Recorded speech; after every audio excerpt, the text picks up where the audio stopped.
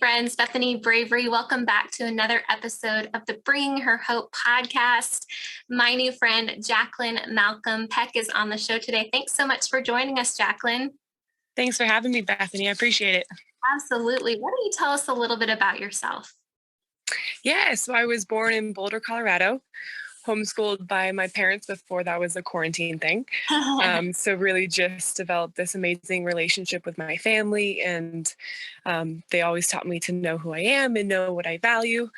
And I was able to kind of see my mom's story and see what she went through by all the time we spent together. And she just taught me about her relationship with Christ and how she fought for every day and just really believed in her faith, and that brought her so much joy and hope and really helped me become who I am. So that was kind of the core foundation of who I am, is how I was raised in my family.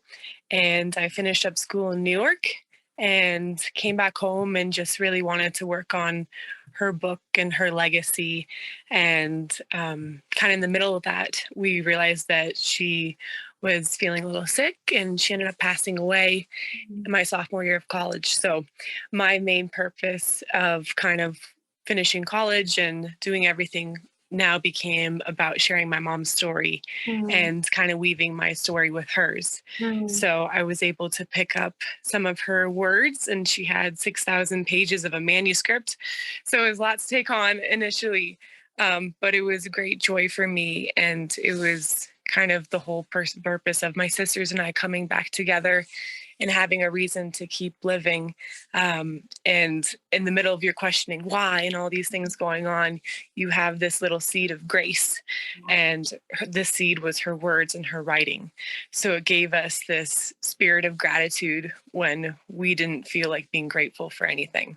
And so that kind of helped us climb back up this ladder of why we're here, and just gave us this new purpose to live. So yeah, a lot about me is based on my family and what I believe in. I love that. So today she kind of gleamed on it a little bit. We're talking about leaning into Jesus after loss. And Jacqueline, I know that God has just journeyed with you. He's been faithful with you to just redeem, in a sense, the story, or bring back the story that God has given you to write. But take us on your journey, what this looked like, prior to losing your mom, what your walk with Jesus looked like, and those kinds of things. I'd love to lean into 100%.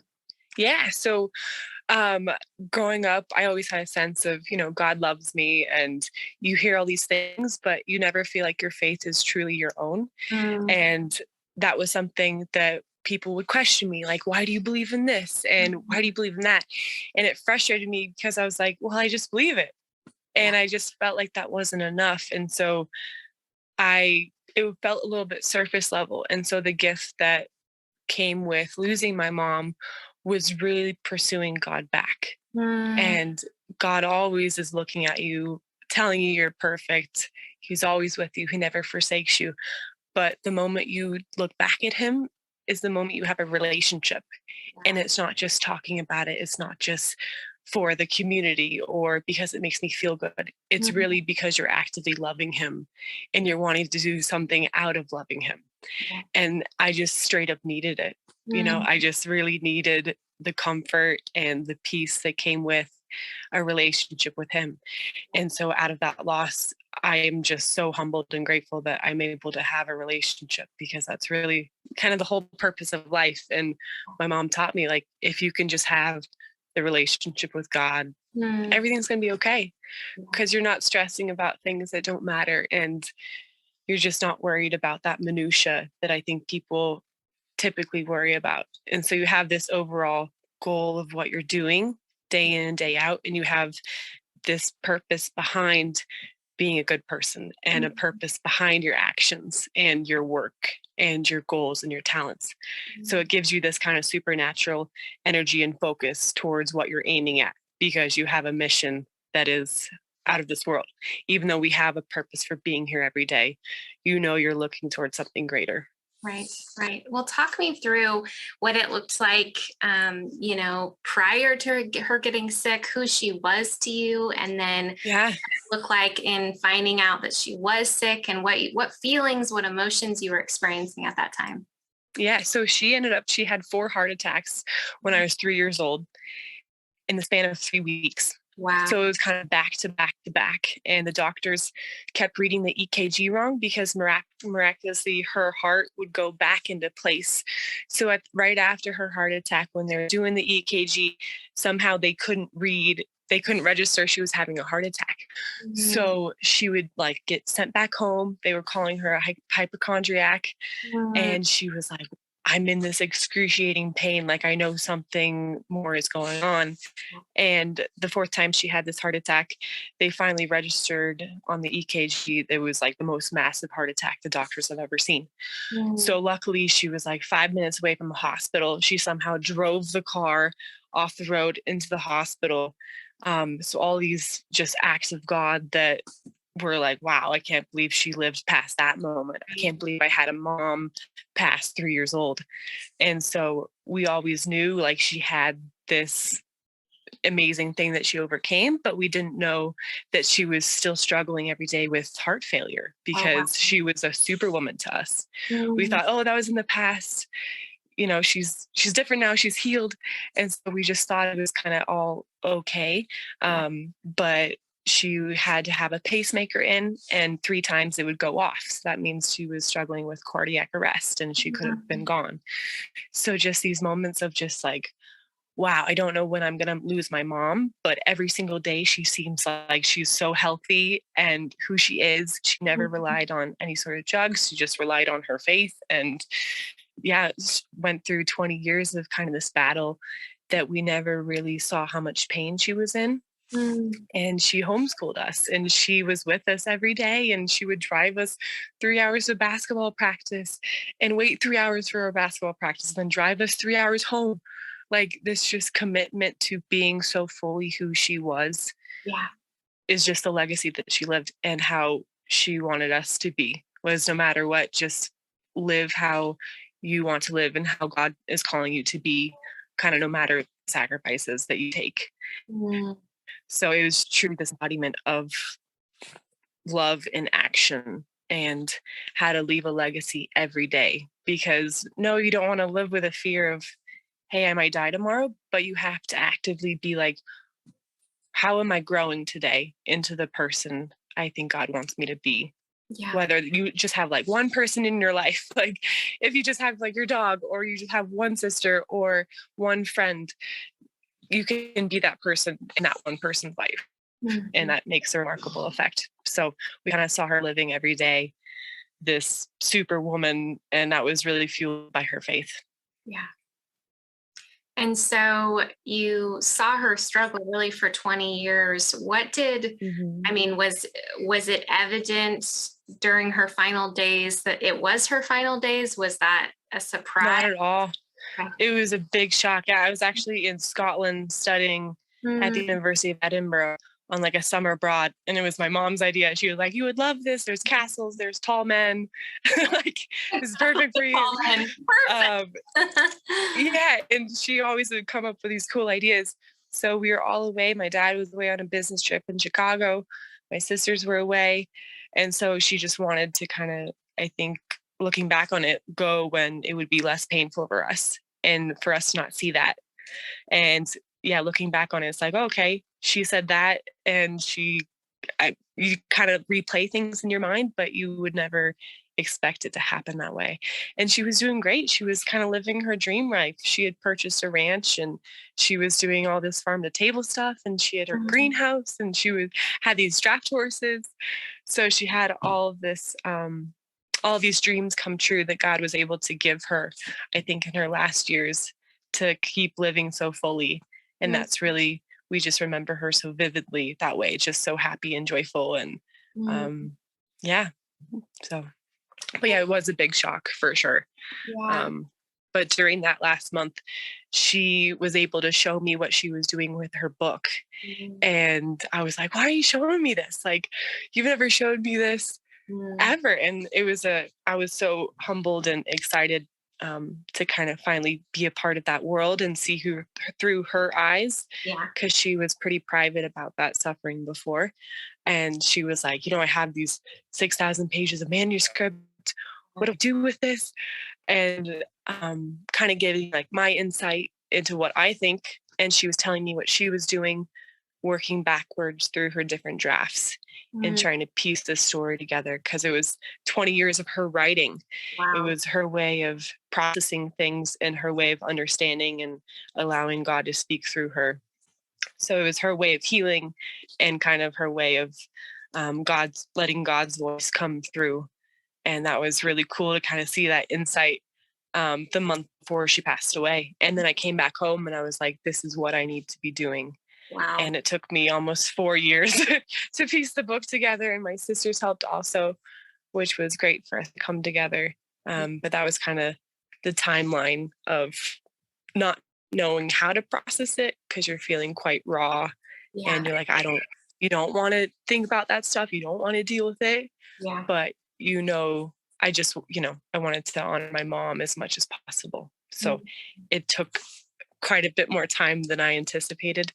But nice. you have to give yourself grace. And that's what I felt like. God was like, it will be my time. And Mm, his timing is always perfect, no matter if, I didn't feel like I was up for the job and I was very underqualified and mm, only a sophomore in college. I'm like, who am I to have her precious life in these words and try to do something with it? So mm. he always tries to qualify the called and, you know, it's not the other way around. So So I'm grateful for his ability and his grace rather than my ability, my lack of ability. did you, when you were reading it, and even maybe even before like thinking, okay, this needs to go page one, page two, when you were just reading it, did you feel like you were getting to know another side of Oh your my mom? God, Yeah. completely. It was so cool. It was like, wow, I've gained a side of her in a way. Because Mm, who gets to have a book of someone that they've lost? It was remarkable. Like I was like, oh my gosh, she struggled with this also. It was mm, like she was walking through me. I could no longer ask questions about what I was struggling with, but it felt like her words were holding my hand at the same time. And she was so young at the time. And now I'm growing up and I totally relate to things that you never really do as a kid with your parents. yeah. And so it was this cool, it was just a new communication with her. Yeah. Even though I didn't have her to call, it was like, wow, I can go back to this chapter in this story when she's dealing with this and see how she handled it. And Yeah. I never saw that side of her. So Mm. exactly. It was so cool to kind of open up that conversation that I never knew what to ask her about that stuff. So yeah. Like you mentioned earlier that a lot of times we as teenagers think we have a relationship with God, but sometimes it's actually more through the filter of our parents' relationship. And you mentioned that through just reading her writing that she taught you what it looked like to have a personal relationship with Jesus. So how has that changed your life? Oh my gosh. It's everything. It's everything I cling on to. Mm, And you have that foundation, but once you lean into it and you're actively practicing it, yes, it's God's grace above everything, but you still want to love him and do things out of that grace. So she gave me that foundation. But it's never just reliant on your parents' faith. Even if your parents don't have any faith, I yeah, think God speaks to everyone in his own time, in his own way, in ways they can understand. yeah, And sometimes people's parents have this remarkable faith, yet they have none. yeah. So it's just such a mystery the way that he works. And it's really cool to see everyone's story.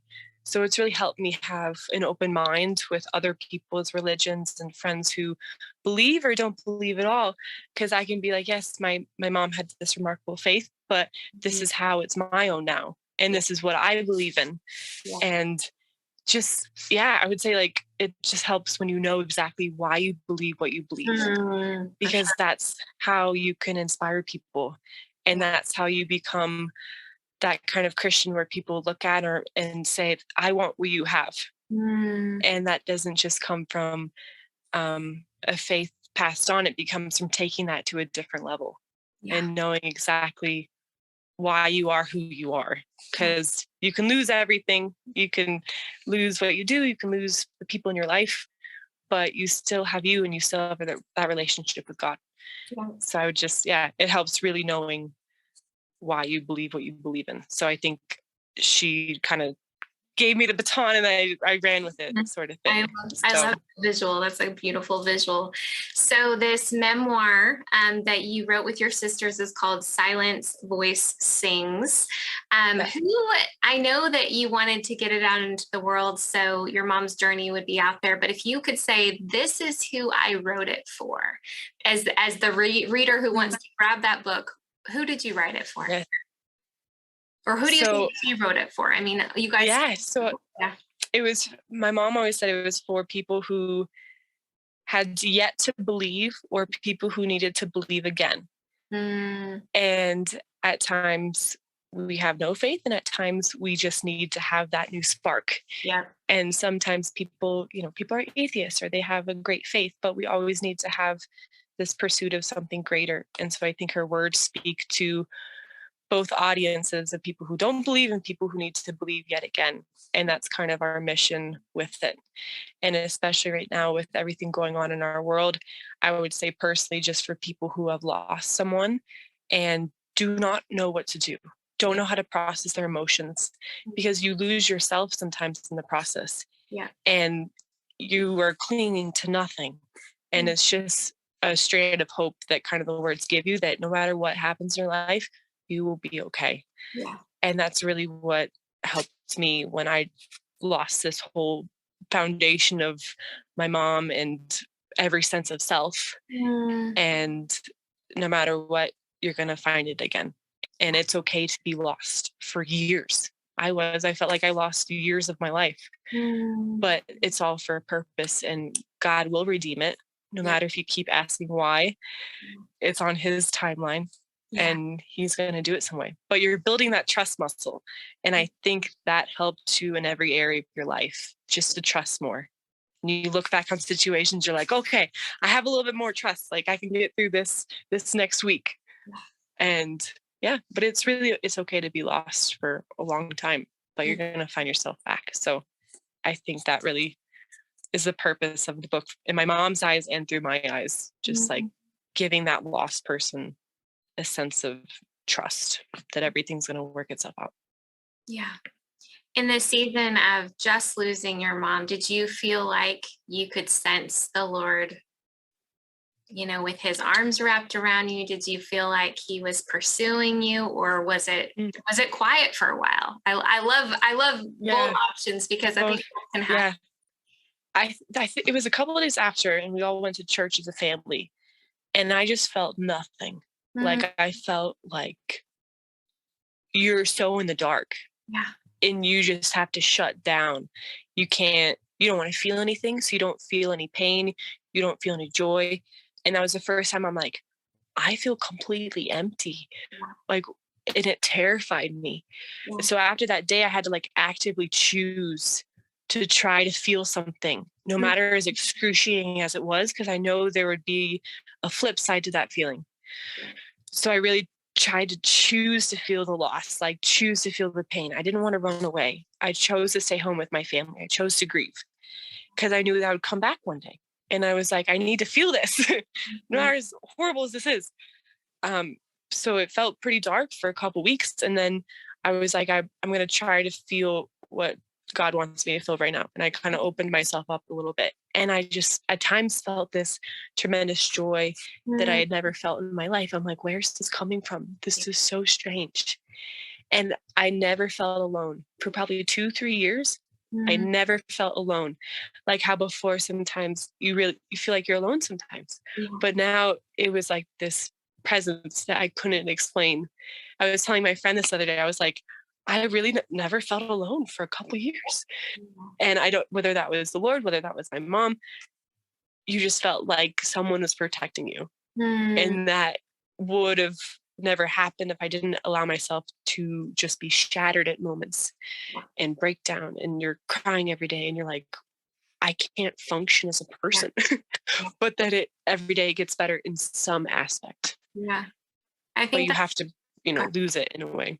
Yeah. Well, I think it's such a good perspective, because we're talking about how it really needs to be a relationship with Jesus. And if you think about in relationship, if we can be we can be broken, we can be lost, we can have questions, and the Lord's like, hey, come to me Yeah, with all of that. You don't have to show yeah, up in a perfect way. You don't have to have all the answers. Like, come to me. completely. He, Yeah, he, he tells us in scripture that in our weakness, he makes us stronger.